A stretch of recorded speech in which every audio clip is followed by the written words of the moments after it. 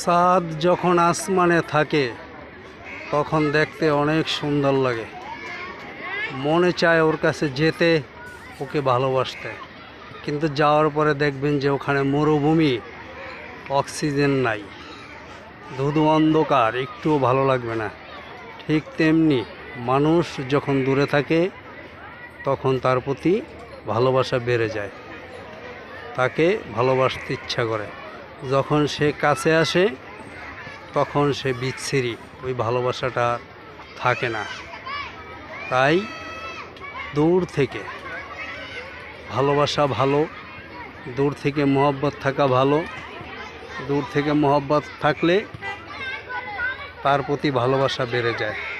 কাছে আসলেই বিচ্ছিরি, শুধু বিচ্ছিরি লাগে, কারণ কাছে আসলে ভালোবাসা আর থাকে না। ধন্যবাদ।